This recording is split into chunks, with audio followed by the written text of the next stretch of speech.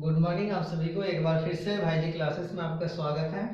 आज मैं cash book के बारे में आगे बताता हूँ। उसमें दिया हुआ है कि फरवरी 2019 को समाप्त होने वाले वर्ष के लिए साधारण रोकड़ बही बनाइए। उसमें सबसे पहले देखते हैं जो लिखा है वो है रोकड़ हाथ में। रोकड़ हाथ में जब भी सवाल में दी हुई रहेगी तो उसे हम जब cash book simple cash book या कैश बुक बनाएंगे तो उसमें सबसे पहले दोनों तरफ 5-5 कॉलम अलग अलग खाना, जिसके बारे में हम कल चर्चा कर चुके थे, उसको अलग अलग पार्ट में बांट देंगे। एक तरफ लिख देंगे date, particulars, voucher number, LF amount debit, और दूसरे तरफ होगा date, particulars, voucher number, LF और अमाउंट क्रेडिट। अब उसके बाद देखेंगे जब भी कैश बुक बनाएंगे तो सबसे पहले उसमें उसका अमाउंट जो हाथ में होगा रोकड़ उसको लेंगे।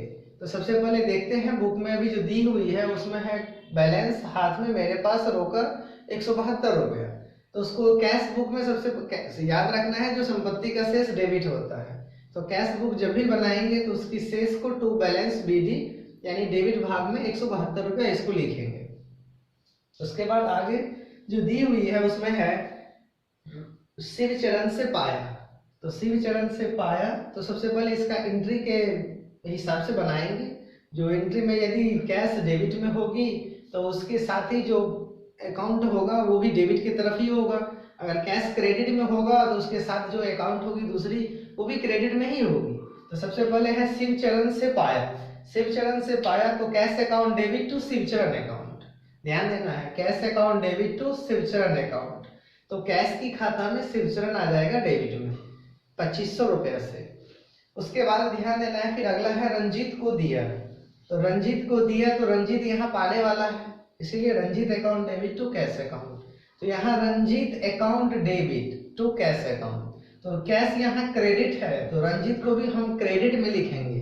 अभी इसके बारे में भी तुरंत चर्चा किए थे। जो अगर कैश रहेगी डेबिट की ओर तो उसके साथ जो अकाउंट वाला रहेगा, जो भी पर्सनल हो, रियल हो या नॉमिनल, वो डेबिट की तरफ ही आ जाएगी। यदि कैश क्रेडिट की तरफ है तो उसके साथ जो अकाउंट होगा, पर्सनल, रियल या नॉमिनल कोई भी अकाउंट, वो क्रेडिट की तरफ जाएगा। तभी यहाँ रंजीत है, रंजीत जाएगा क्रेडिट की ओर। फिर आगे है इसी में, उसके बाद है नगद बिक्री। नगद बिक्री में होगा cash account debit to sales account.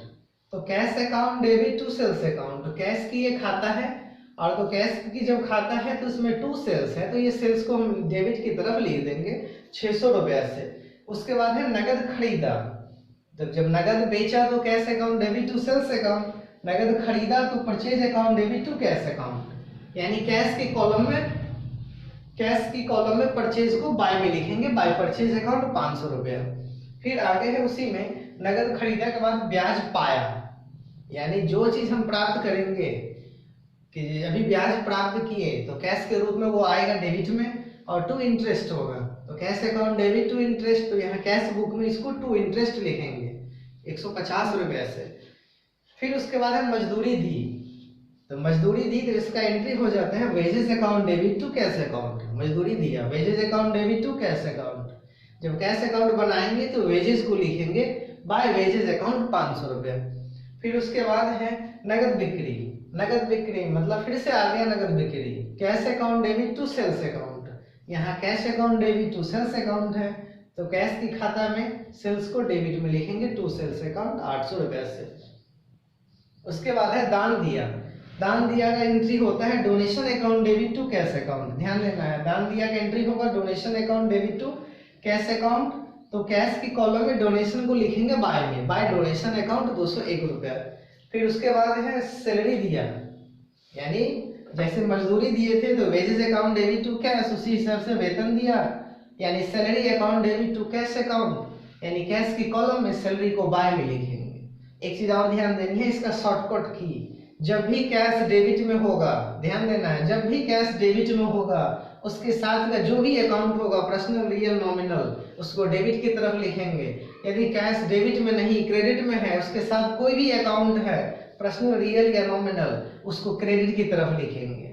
और कैश की शेष यदि डेबिट होती है, कैश की संपत्ति की शेष डेबिट है तो ये हमेशा क्रेडिट की ओर निकलेगा बाय बैलेंस सीडी।